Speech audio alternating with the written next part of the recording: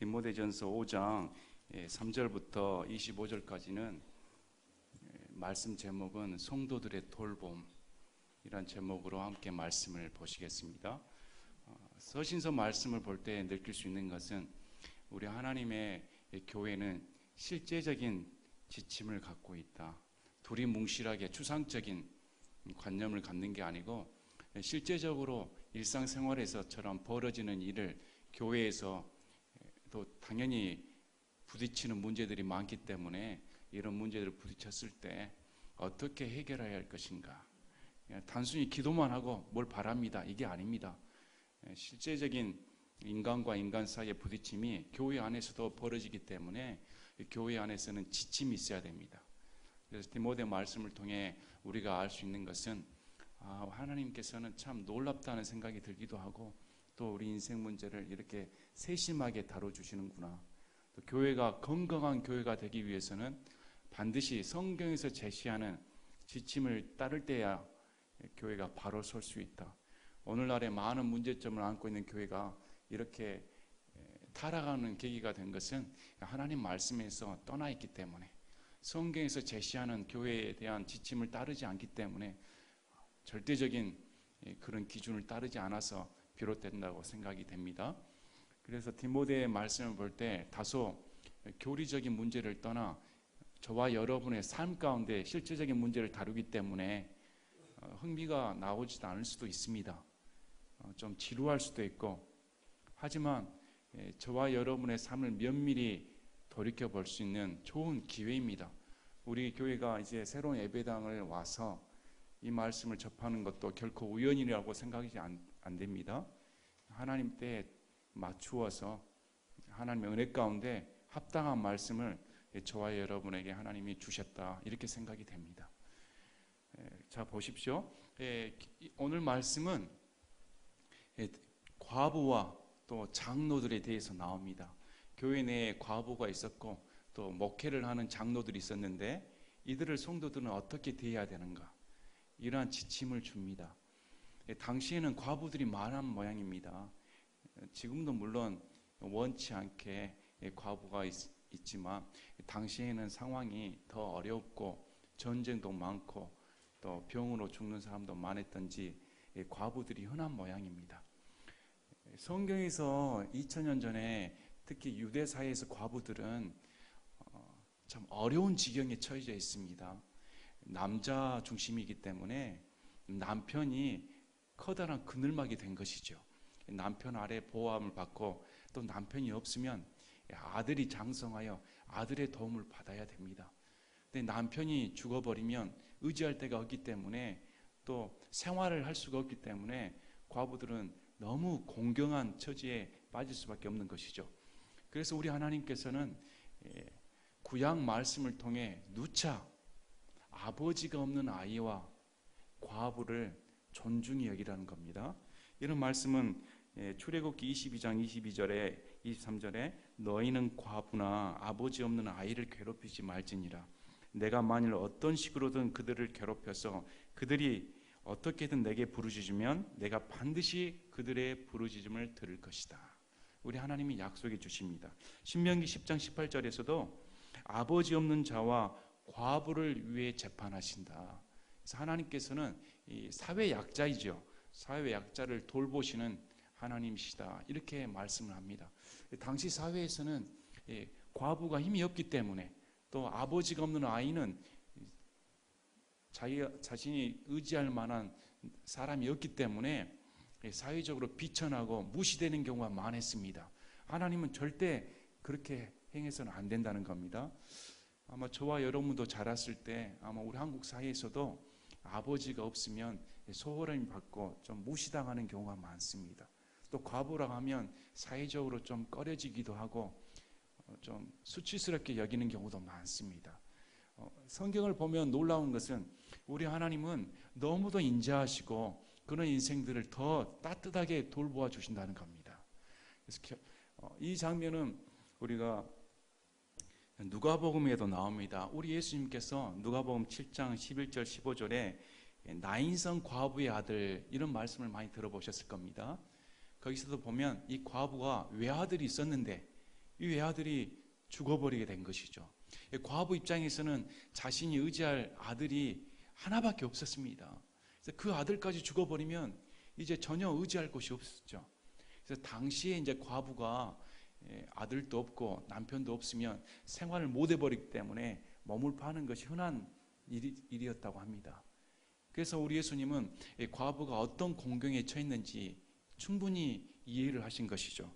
그리고 나서 하신 말씀이 7장 13절에 주께서 그녀를 보시고 불쌍히 여기셨다.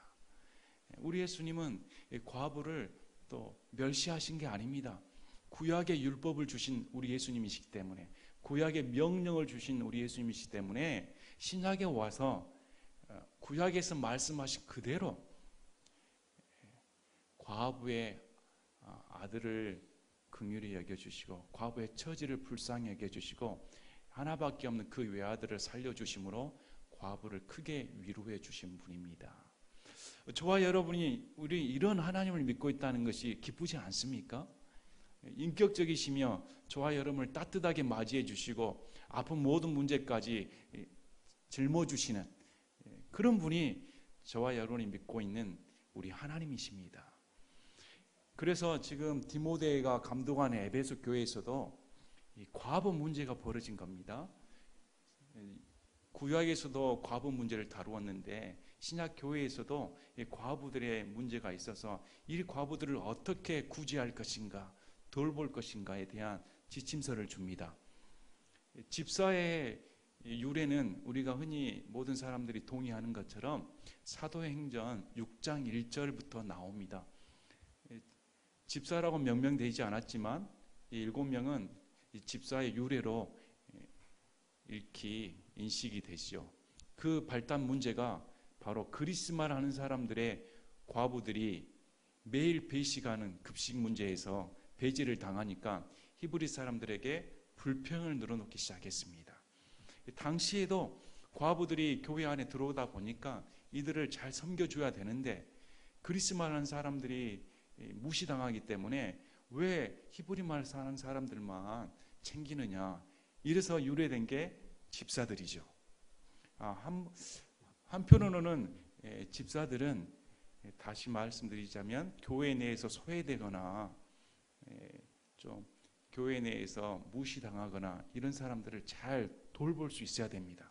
집사의 직무 중에 하나가 왜 저분이 힘들어하나, 또 공경에 처해져 있는가, 교회에서 도와줄 것이 없는가, 이런 것을 보는 게 집사의 책무 중에 하나이죠. 근데 이런 일이 벌어지다 보니까 교회에서 무분별하게 도와줘서는 안 된다는 겁니다. 어떠한 가이드라인이 있어야 되죠. 그래서 본문 말씀을 통해서 도와줄 과부, 도와줘서는 안 될 과부에 대해서 성경은 명시를 합니다. 그래서 교회라고 해서 무작정 동정심에 의해서 도와주는 것이 아닙니다. 그래서 디모데 말씀을 들어서 보면 참 과부가 있고 참 과부가 아닌 자들이 있습니다. 이것을 명시해서 교회 내에서 잘 선별하여 성경에서 명시하는 참 과부를 구제하는 데 힘써라. 그리고 이름만 과부인데 전혀 하나님을 믿지 않고 신앙생활에서 본이 되지 않는다면 구제할 필요가 없다는 겁니다. 그래서 이런 가이드라인을 성경에서는 제시를 합니다. 자, 3절 보십시오. 참 과부인 과부들을 존경해라. 교회에서는 과부라고 해서 남편이 없다고 해서 절대 무시하면 안 됩니다. 오히려 뭐라고 합니까?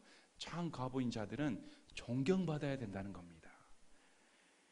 그래서 만일 어떤 과부에게 자녀나 손자들이 있거든 그들이 먼저 집에서 효성을 보여 자기 부모에게 보답하는 것을 배우게 하라. 그것은 하나님 앞에서 선하며 받으실 만한 것이로다. 과부에게 자녀도 있는데 자녀 선에서 멈추는 게 아니고 손자에게도 영향이 미칩니다. 손자도 할머니가 과부라면 모셔야 됩니다. 왜 그러냐면 여기서 이 과부는 아버지가 없는 삶 속에서도 자녀들을 잘 뒷바라지했기 때문에, 그 고생하면서 잘 뒷바라지했기 때문에 마땅히 자신이 보답을 해야 된다는 겁니다. 성경에서 누차 너희 부모를 공경해라. 이게 십계명에게 중에 인간에 향한 계명입니다. 그래서 이 과부를 마땅히 돌보아 줘야 된다. 이제 참 과부인 여자로서, 그러면 참 과부는 어떤 자인가? 하나님을 신뢰하고 계속해서 밤낮으로 간구하며 기도한다. 참 과부는 하나님을 신뢰해서 계속해서 밤낮으로 기도로 간구하는 자이다. 이렇게 성경은 명시합니다. 우리가 신약 성경에서 예를 들 수 있습니다. 신약 성경 누가복음 2장에 안나가 나옵니다. 이 안나는 여자 대언자로서 성전에서 기도하는 자였습니다. 무려 84년간이나 홀로 살았습니다. 여러분, 84년간이나 과부로 사는 것이 쉽겠습니까?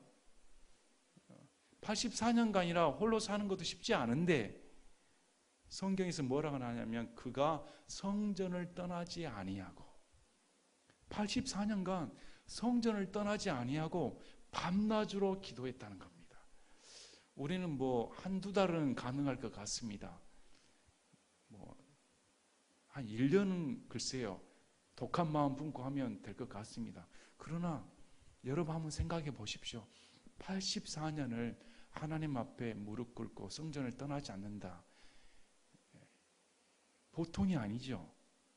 근데 성경에서는 참 과부는 외로운 자이지만 하나님 앞에 밤낮으로 간구하는 자이다. 이게 참 과부입니다. 이와 반대로 쾌락에 빠져 사는 여자는 살아있으나 죽었다. 반대의 과부가 있습니다. 반대 과부는 쾌락에 빠져 산다는 겁니다. 그래서 육체적으로는 살아있는 것 같은데 실제적으로는 죽은 자이다. 이렇게 명시를 합니다.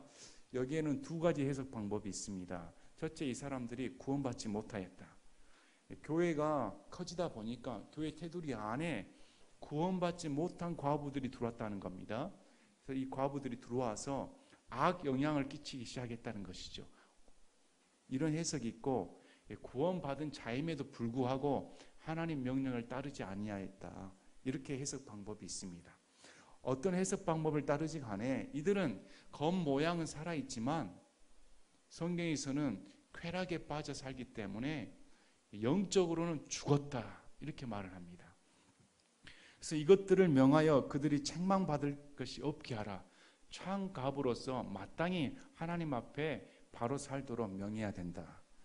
자, 8절 보십시오. 그러나 누가 자기 친족 특히 자기 집 사람들을 부양하지 아니하면 그는 믿음을 부인한 자요 불신자보다 나쁜 자니라.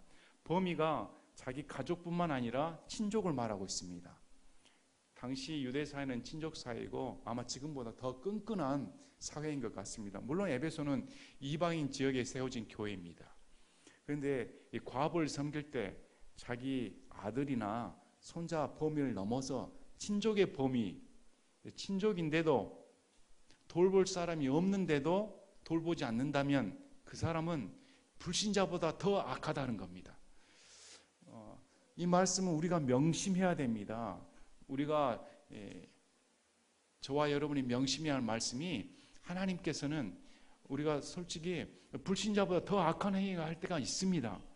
내 친족 가운데 우리의 돌봄이 필요한데도 불구하고 우리가 적극적으로 돌봐주지 않는다면 성경의 명령한 대로 믿음을 부인한 자여 불신자보다 더 악하다. 그래서 우리가 이 말씀을 명심하고 우리 가족 중에나 아니면 물론 이제 이 구절에서는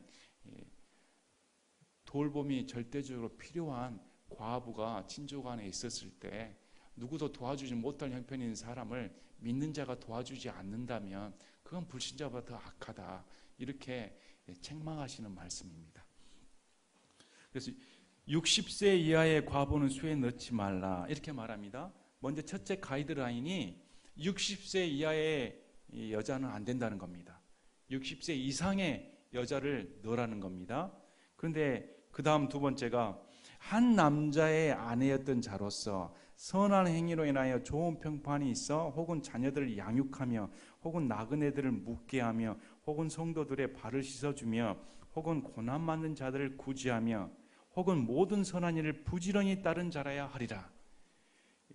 교회 구제의 대상인 참 과부가 교회에서 돌봐줄 과부가 60세 이상이어야 되며 이런 행동이 증명이 돼야 된다는 겁니다. 하나님 안에서 선한 믿음의 행위가 증명이 돼야 참 과부로서 교회에서 구제 대상이다. 이렇게 성경은 명령하고 있습니다. 그런데 11절 보십시오. 그러나 젊은 과부들은 거절해라. 60세 이하의 젊은 과부들은 거절하라는 겁니다. 교회에서 도와줘서는 안 된다는 것이죠. 왜 그러냐면 그들은 그리스도를 대적하여 방탕하기 시작할 때 결혼하리라. 당시 상황을 좀 이해하셔야 됩니다. 한 주석가가 이렇게 해석을 했습니다. 2000년 전에 당시 교회에서는 과부들이 많았기 때문에 이 젊은 과부들이 서약을 한답니다. 내가 결혼하지 않고 교회에 봉사하겠다. 교회에 충성하겠다. 열심히 하겠다. 그런데 처음 믿음을 저버리고 이 젊은 과부들이 쾌락에 빠져서 교회의 골칫거리가 된다는 것이죠. 그래서 교회 공동체 안에서 60세 이하의 젊은 과부는 아예 돌볼 생각하지 말라는 겁니다. 자신들의 서약을 지킬 수가 없기 때문에 자신도 시험거리에 빠지고 교회 전체도 시험거리 빠지기 때문에 그런 것은 하지 말아라. 이렇게 명령을 줍니다. 그래서 보십시오. 그들은 자기들의 처음 믿음을 내버렸으므로 정죄를 받느니라.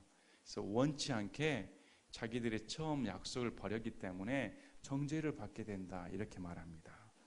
또한 그들은 게으르게 지내는 것을 배워 집에서 집으로 돌아다니고 게으를 뿐 아니라 수다쟁이와 참견하기 좋아하는 자가 되어 자기들이 마땅히 말하지 말아야 할 것들을 말하나니.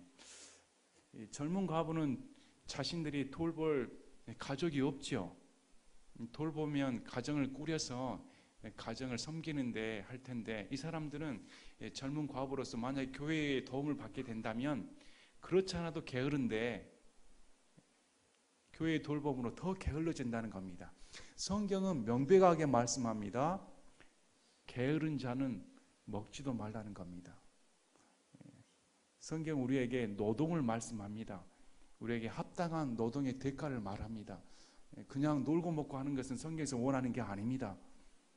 그래서 이 젊은 과부가 쾌락에 빠져가지고 이 집 저 집 돌아다니면서 그렇지 않아도 게으른 사람들이 남들이 도와주면 더 할 일이 없지 않습니까? 더 할 일이 없어서 하는 일이 다른 사람들의 일에 간섭을 하고 이러쿵 저러쿵 하기 시작한다는 겁니다. 교회에서 분란이 생기게 된 것이죠.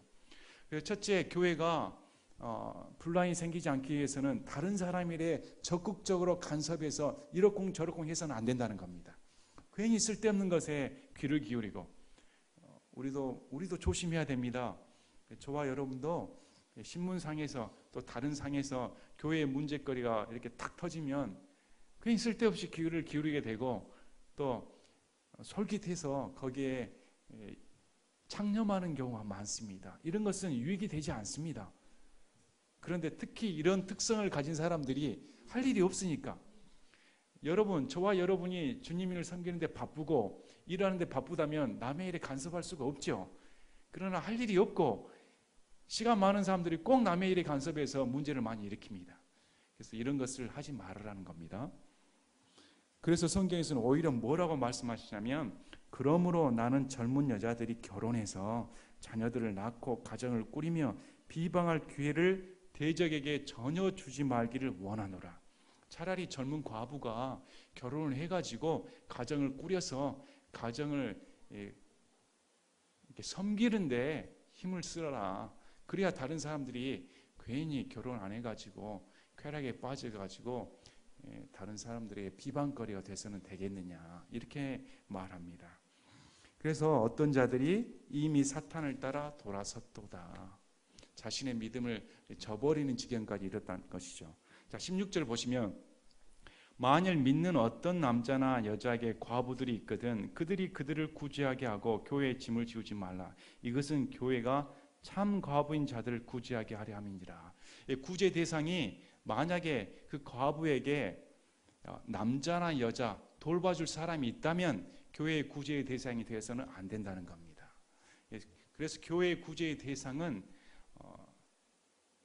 참 과부, 정말 교회의 도움이 없이는 생활을 꾸려갈 수 없는 그런 과부를 대상으로 또 그분이 믿음이 충만하고 하나님 앞에서 바른 것이 교회에서 입증이 되었을 때 선택해서 도와달라. 이렇게 가이드라인 지침서를 줍니다.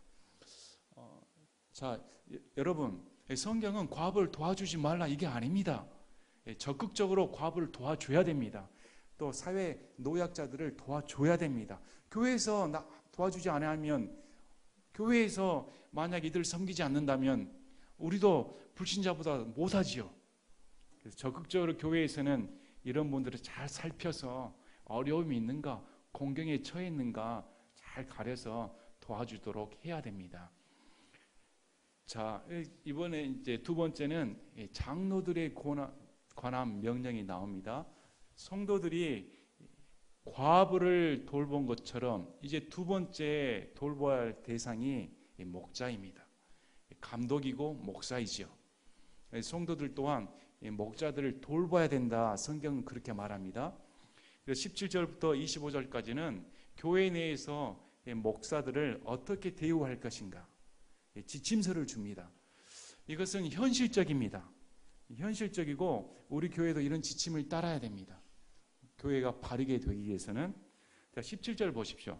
잘 다스리는 장로들을 두 배나 존경할 자로 여기되 특별히 말씀과 교리로 수고하는 자들에게 그리할지니라.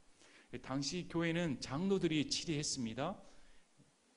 복수로 나옵니다. 빌립보서 1장 1절에도 빌립보 교회 내에 감독들이 있었습니다. 복수지요. 우리가 추정해 볼 수 있는 것은 교회 안에 감독이 혼자가 아니고 복수 체제로 운영이 되었다는 겁니다. 그래서 장로들이 있었는데 이 장로들이 맡은 분담이 어떤 분은 재정을 맡았는지 어떤지는 모르겠지만 여기에는 의견이 분분합니다. 그렇다 할지라도 장로들의 원칙적인 직무는 말씀으로 성도들을 섬기는 겁니다. 그래서 보시면 두 배나 존경할 자로 여겨야 된다. 특별히 말씀과 교리로 수고하는 자들에게 그리할지니라. 에베소 교회에게 명령한 말씀이 장로들을 두 배나 존경하라는 겁니다. 이건 이제 목회자가 이 말씀 내세워서 성도 여러분들은 나를 두 배나 존경해야 됩니다. 그러면 여러분들 마음이 아멘, 맞습니다. 뭐 두 손 들고 환영하시겠습니까? 좀 껄끄러운 말이죠. 목사도 이걸 주장해서 당신들은 날 섬겨야 돼. 이렇게 오용되는 말씀이기도 합니다. 그런데 한번 잘 보십시오. 뭐라고 나오냐면 말씀과 교리로 수고해야 된다는 겁니다. 조건이 수고해야 되는 겁니다. 성도들은 마땅히 장로들을 피택을 했을 때 장로들의 주 임무가 말씀과 교리에 전념해야 됩니다. 수고도 하지 않고 존경을 받을 생각은 해서는 안 되는 것이죠. 그래서 만약에 자신들이 선택한 이 장로들이 말씀과 교리에 수고했다면 마땅히 성도로서 목회자를 존경해야 되는 것은 마땅한 것이죠. 왜냐하면 자신들의 이 영육간의 영적인 양육을 위해서 수고하기 때문에 이것은 성도로서의 당연한 도리인 겁니다. 그래서 명령을 준 겁니다. 장로들 중에 말씀과 교리에 수고한다면 존경해 줘야 된다. 그리고 보십시오. 성경 기록이 이르기를 너는 곡식을 밟는 소의 입에 마개를 씌우지 말라 하고 또 일꾼이 자기 품삯을 받는 것이 합당하니라 하느니라. 이 말씀은 신명기 25장 4절에 나온 말씀입니다. 너는 소가 곡식을 밟을 때에 소의 입에 마개를 씌우지 말라. 소가 곡식을 밟을 때 곡식이 탈곡될 때 남은 조각들이 있으면 소도 먹어야 되지 않습니까? 탈진해 버릴 텐데. 그러면 하나님께서 소를 위해서 주신 말씀이냐? 이게 아니고 목회자가 성도들에게 영적인 양식을 공급했다면 이 목회자도 당연히 성도에서 품삯을 받아야 된다는 겁니다. 성도들은 목회자를 품삯을 줘야 됩니다. 이것은 성경의 명령입니다. 그래서 일꾼이 자기 품삯에 대한 받는 것이 합당하다. 교회 내에서 목회자가 불행하게 살면 안 됩니다. 교회 내에서 목회자가 불행해서 자신의 가족이 불행에 빠진다든지 경제적으로 공경에 처해서 거기에 얽매여 있다든지 이러면 안 된다는 것이죠. 교회는 목회자가 지금처럼 지금 교회에서 주장하는 것처럼 무슨 뭐 큰 재산을 불리는 그게 아니고 목회자로서의 성도를 섬기는데 부족함이 없도록 섬겨주는 것이 마땅하다 이렇게 봅니다. 자, 여러분 갈라디아 교회와 데살로니가 교회가 사도 바울을 어떻게 대우했는가 잘 적어져 있습니다. 갈라디아서 4장 함께 보시겠습니다.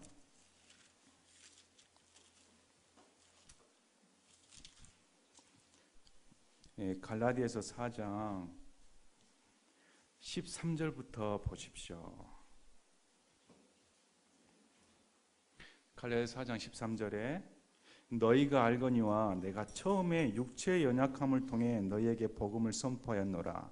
내 육체 안에 나를 시험하는 것이 있었으되 너희가 그것을 업신여기지 아니하고 거부하지도 아니하였으며 오히려 나를 하나님의 천사같이 곧 그리스도 예수님같이 받아들였도다. 여기 놀라운 하나님의 말씀이 있습니다. 갈라디아 교회는 사도 바울이 개척한 교회였습니다. 사도 바울이 개척하고 떠난 후에 유대 율법주의자들이 들어와서 너희들이 모세의 율법을 지키지 아니하면 구원을 받지 못한다. 바울이 잘못 가르쳤다. 이렇게 퍼뜨리고 다녔습니다. 그래서 이런 거짓 교리가 들어온 걸 보고 사도 바울이 갈라디아 교회에게 편지를 썼는데 그 편지 내용 중에 하나가 너희가 알거니와 내가 처음에 육체의 연약함을 통해 너에게 복음을 선포했노라. 바울이 어떤 육체의 가시가 있는지 육체의 연약함이 있는지에 대해서는 성경은 밝히 드러내지 않습니다. 의견이 분분합니다. 어떤 사람은 안질이 있었다. 안질이 있었기 때문에 편지를 쓸 때 큰 글씨로 썼다. 이건 추정입니다.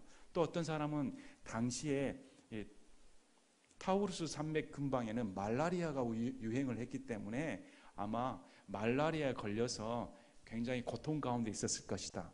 또 어떤 분은 뭐 간질이 있었을 것이다. 여러 이런 추정들을 합니다. 하지만 이제 문맥을 보았을 때 교회 성도들에게 시험거리가 될 수 있는 육체의 연약함이 바울에게 있었다는 겁니다. 하나님의 사람으로서 말씀을 선포하는데 자신에게 약점거리가 있다면 사람들이 받아들였을 때 아니 뭔 하나님의 사람이 암에 걸려? 무슨 하나님의 사람이 다리를 절어? 무슨 하나님의 사람이 시력이 저렇게 안 좋아? 하나님의 사람이라면 모든 걸 통달하고 건강해야지. 이렇게 생각하는 사람들이 오늘날에도 많습니다. 맞죠? 오늘날에도 하나님 복음을 선포한다면 하나님의 종으로서 육체적으로 깨끗해야죠. 영적으로 맑고 건강에서도 100% 완벽해야 되죠. 이렇게 생각하는 사람들이 많았을 텐데 사도 바울은 그렇지 않았다는 겁니다. 너희들이 나를 봤을 때 과연 하나님의 사람이 저럴 수 있어? 이런 시험거리가 너희에게 있었음에도 불구하고 갈라디아 성도들은 이 바울이 전한 복음을 어떻게 들었냐면 하나님의 천사 그리스도 예수님같이 받아들였다는 겁니다. 놀랍습니다. 여러분들은 하나님의 말씀을 받을 때 어떻게 받아들입니까? 이들이 하나님의 말씀을 받을 때 마음은 어떠했냐면 바울을 보지 않았다는 겁니다. 바울의 성품, 바울의 인품, 바울의 육체적인 모든 면을 보는 게 아니고 바울을 통해 증거된 하나님의 말씀에 귀를 기울였다는 겁니다. 그래서 바울이 이런 육체적인 것을 너희들이 보지 않고 나의 말이 하나님이 직접 전한 말처럼 너희들이 받아들였다. 얼마나 놀라운 말씀입니까? 자, 이 말씀이 여기만 있는 게 아닙니다. 데살로니가서 보십시오. 데살로니가 전서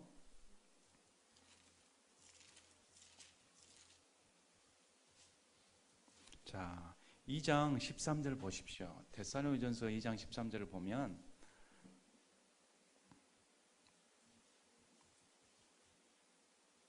이런 까닭에 우리가 또한 하나님께 끊임없이 감사를 드림은 너희가 우리에게서 들은 하나님의 말씀을 받을 때 그것을 사람들의 말로 받지 아니하고 하나님의 말씀으로 받았기 때문이니 진실로 그러하도다. 그 말씀이 또한 믿는 너희 안에서 효력 있게 일하느니라. 아멘. 자, 데살로니가 교회도 바울이 개척한 교회입니다. 이 교회에 어려운 공경 가운데 처해서 재림의 희망을 갖고 하나님 앞에 살아라 이러면서 재림의 소망을 주면서 쓴 글이죠. 근데 이 편지 내용을 보니까 뭐라고 말하냐면 바울을 비롯한 동역자들이 너희를 통해 끊임없이 감사를 드리는 것은 우리가 너희에게 들은 증거한 하나님의 말씀을 사람의 말로 받지 않았다는 겁니다. 하나님의 말씀으로 받아들였다는 것이죠. 그런데 오늘날 교회에서도 사람의 말로 받아들이는 사람들이 많습니다. 어떤 분은 교회에 오는 것을 저 목사가 정말 말씀을 잘 전하는가 아니면 말을 틀리는가 핸드폰 찾아가면서 여러 구애하면서 지금도 찾는 사람들이 많이 있습니다.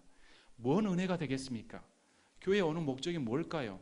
저 목사가 지금 잘 가르치는가 아니면 한마디로 틀려봐라 이걸 트집잡기에 오는 사람들입니까? 아니죠. 그건 교회가 아니죠. 성경에서는 사람을 보는 게 아니고 성경을 증거할 때 하나님의 말씀이 선포될 때 이걸 사람의 말로 받아들여 버리면 전혀 유익함이 없다는 것입니다.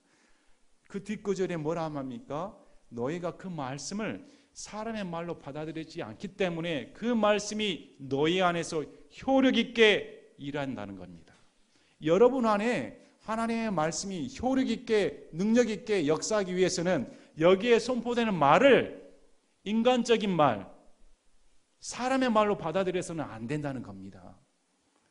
이런 점에서는 저도 참 부족합니다. 저도 과거에 신앙생활할 때 목사님들이 설교를 하면 좀 토라지는 경우가 많았습니다.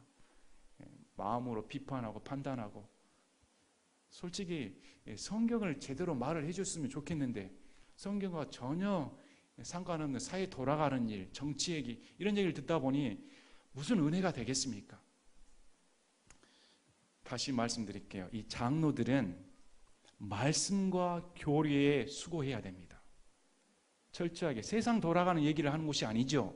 이 말씀은 하나님을 선포하는 곳입니다. 교리는 하나님을 따르는데 올바른 것을 가르치며 제시하는 것이죠. 그래서 이 강단에서 선포되는 것은 성경에 입각한 철저히 성경 말씀 그대로 증언을 해야 됩니다. 그리할 때 성도들이 사람의 말로 받아들여서는 안 된다는 것이죠. 성경에 기록된 말씀이 들어왔을 때는 이건 나에게 주신 하나님의 말씀이다. 또 많은 이 성도들 중에 시험에 빠진 성도들은 어느는 목사님이 왜 나를 찝어대면서 말을 하는가 이렇게 생각하는 사람들이 많습니다. 그러나 양심의 손을 뜯고 이 성경은 성경 있는 그대로 말을 하는 겁니다. 받아들이는 입장이 마음에 꺼림낌이 돼서 그럴 것이죠.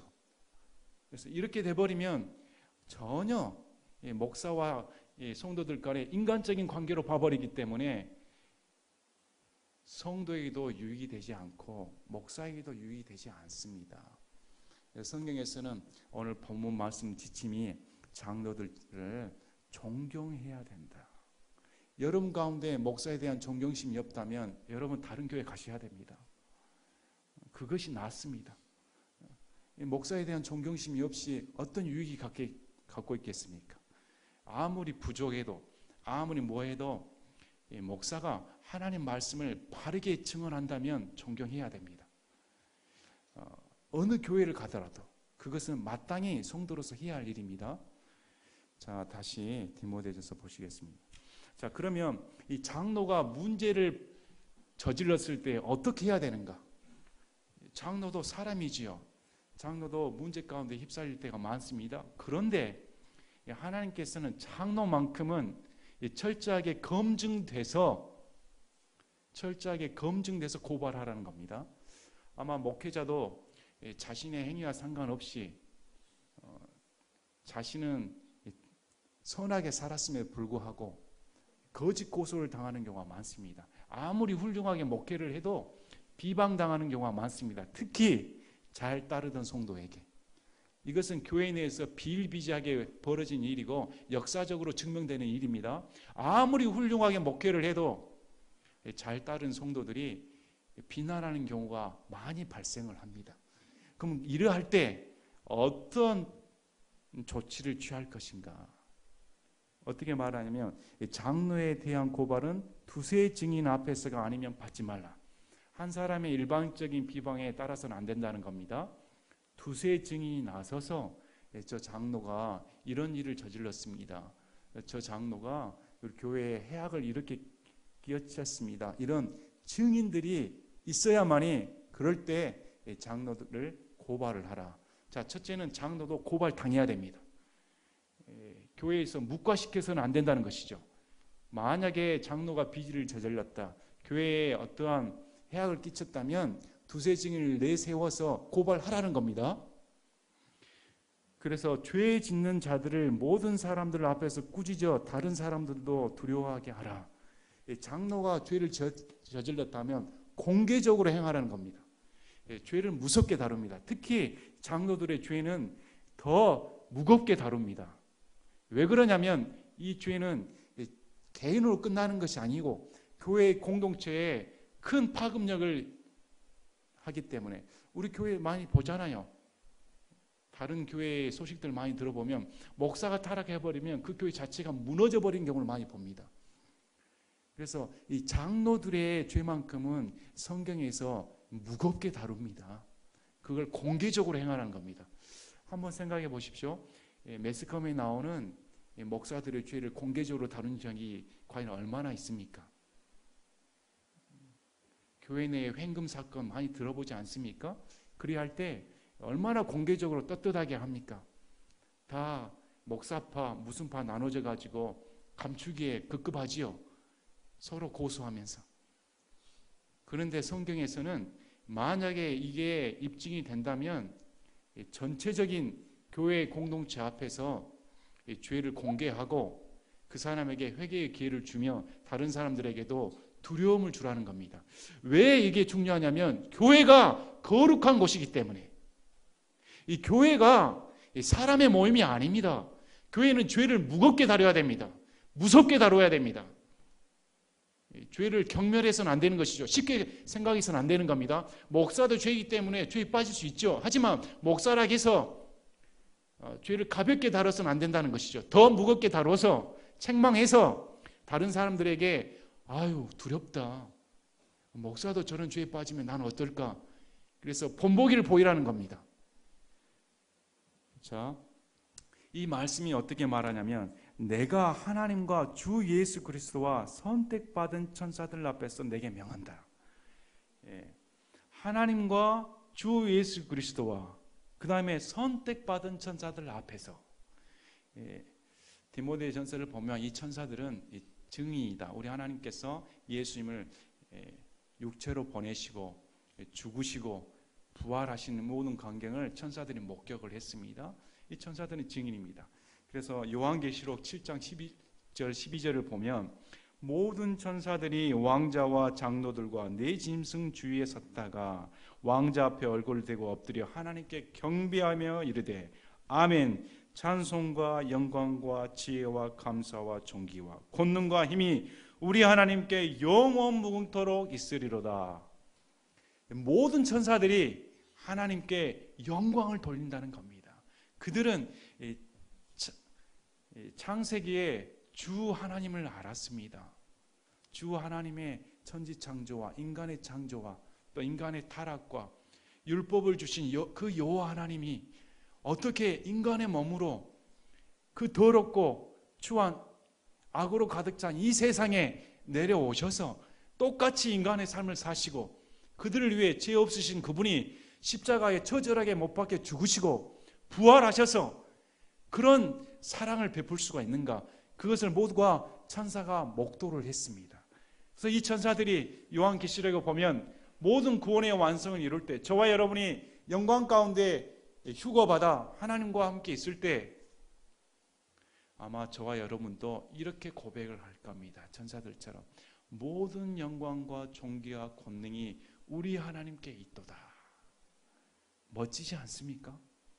그래서 우리 예수님이 이 말씀을 주시면서 사도 바울이 선택받은 천사들 앞에서 이들은 구원받은 천사입니다.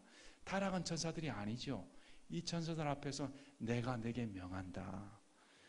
그래서 뭐라고 하냐면 너는 어떤 것도 편파적으로 행하지 말고 편견 없이 이것들을 준수하라. 그래서 감독이 죄를 저질렀을 때 제 사람 감싸게 하면 안 된다는 겁니다. 저 사람 내가 택했고 내가 키웠기 때문에 죄에 빠져서 그냥 감싸줘가지고 이럴 수도 있습니다. 옹호해서는 안 된다는 겁니다. 디모데의 개인적인 감정에 개입해서는 안 된다. 또 저 사람은 평소 내가 싫어하는, 나랑 맞지 않는 사람이기 때문에 그 장로가 죄를 저질렀을 때는 가차없이 아주 가혹하게 처벌을 해야겠다. 이런 디모데의 사적인 감정이 개입해서는 안 된다. 편견 없이 죄를 다뤄야 된다. 이렇게 말합니다. 그래서 아무에게나 선뜻 안수하지 말고 다른 사람들의 죄들에 참여하지 말며 내 자신을 순결하게 지키라. 그래서 디모데가 해야 할 것은 선뜻 아무에게나 안수 줘서 장로직을 주어서는 안 된다는 겁니다.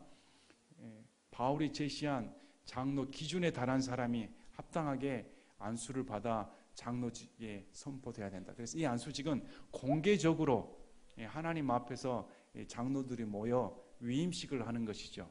이것은 공표하는 겁니다. 성도들이 수긍을 하고 이 사람은 장로로서 우리가 추대합니다. 이래 했을 때 디모데가 아무나 내 마음에 맞다고 안수해서는 안 된다는 겁니다. 선뜻 안수해서 인격에 도덕적인 성품이 없는 사람이, 또 말씀이 빈약한 사람이, 이제 막 예수님 믿어서 얼마 안 된 사람이 안수받아 장로가 되었을 때, 문제를 일으켰을 때 디모데도 공동 책임을 진다는 겁니다. 디모데가 안수시켜서 장로를 시켜놨더니 만약 그 사람이 문제를 일으켰을 때 왜 선뜻 안수시켜가지고 이런 무리를 일으키느냐, 이런 뜻입니다. 그리고 죄들에 참여하지 말라. 다른 사람들의 죄들에 간섭하지 말라는 겁니다. 괜히 남들에게 기웃뚱거려서는 안 된다는 것이죠. 또 내 자신을 순결하게 지키라. 그런 것에 속닥거리지 말고 차라리 분리되어서 자신을 순결하게 지키는 것이 하나님의 명령입니다.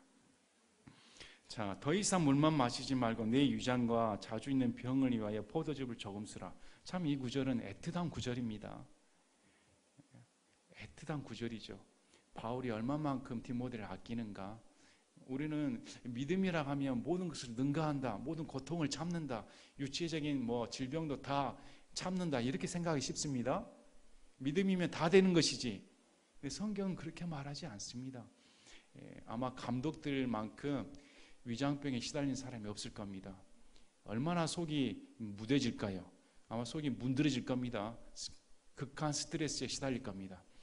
성도들은 개개인이지만 목회자는 일당 10, 20, 100이죠. 1대 100 아닙니까? 성도들은 1대 1이죠, 목회자와. 하지만 목회자 입장에서는 1대 100, 1대 1000 이렇게 되겠죠. 그러니 목회자 위장이 남아나겠습니까? 위장병에 시달리죠. 그래서 이 위장병에 시달릴 때 바울이 지침을 주는 겁니다. 그냥 하나님께 간구하고 그냥 살아라. 예수님이 다 돌봐주시겠지. 이런 식이 아닙니다. 여러분, 성경은 지극히 상식적입니다. 여러분 생활도 상식적으로 해야 됩니다. 맹신과 참신앙은 백지 한 장 차이입니다. 자칫 잘못하면 맹신으로 빠져버립니다. 그러나 우리는 상식적인 입각하에서, 이성적인 판단하에서, 물론 이성을 초월하는 것은 믿음으로 받아들입니다. 그러나 우리가 병에 걸렸을 때는 병원 찾아가야 됩니다. 의사 찾아가야 됩니다. 엊그제 환자분이 한 분 오셨는데 아주 딱 봐도 은사주의에 입각하신 분들이에요. 은사주의에 입각하신 분들은 딱 행동만 봐도 다 압니다. 이분이 발이 골절이 됐습니다. 그래서 제가 기부스를 시행하고 한 4주에서 6주는 돼야 뼈가 붙습니다. 근데 이분이 뭐라고 하신지 아십니까? 다음 주에 믿음으로 붙으면 풀 수 있죠. 참 좀 난감합니다. 난감해요. 뭐라고 말해야 할게요? 믿음이 좋습니다. 이래야 됩니까? 우리는 자연적인 법칙을 따릅니다. 물론 하나님이 은혜를 주신다면 오늘 내가 지금 부러졌는데 바로 그냥 붙을 수 있죠. 하지만 그런 일이 벌어질까요? 거의 안 벌어집니다. 거의 안 벌어집니다. 그래서 우리는 상식적인 입각하에 살아야 됩니다. 그래서 저는 본문 구절을 보고 참 애틋하다는 심정이 들었습니다. 저와 여러분에도 우리 하나님 보실 때 애틋하게 보시는 것 같습니다. 너희가 무슨 고통이 있느냐, 좀 어디가 아프냐, 약도 잘 챙겨 먹어라. 이렇게 음성이 들리는 듯합니다. 물만 마시지 말고 내 유장과 자주 있는 병을 위해 포도즙을 조금 써라. 약이 그렇게 오늘같이 알약이 없잖아요, 그 시대는. 그래서 약 대용품으로 포도즙이 있었습니다. 포도즙이 위에 좋았던 모양입니다. 자, 어떤 사람들의 죄들은 미리 드러나 먼저 심판으로 가고 어떤 사람들의 경우는 죄들이 그 뒤를 따르나니 또한 이와 같이 어떤 사람들의 선한 행위들도 먼저 밝히 드러나고 그렇지 아니한 것들도 숨길 수 없느니라. 장로들이 죄를 저질렀을 때 그걸 숨길 수 있을 수도 있습니다. 공개적으로 드러나는 경우도 있습니다. 그러나 하나님 편에서는 다 숨길 수 없다는 겁니다. 저와 여러분도 마찬가지입니다. 저와 여러분의 죄가 낱낱이 고백된다면 여기에 앉아 있을 수가 있습니까? 너무 부끄러워서 견딜 수 없을 겁니다. 또 숨기고 있는 이 죄악도 그리스도의 심판석 앞에 서면 다 공개돼 버립니다. 저와 여러분이 감추었던 것들도 다 하나님 앞에 공개돼 버리기 때문에 어떻게 할 수가 없습니다.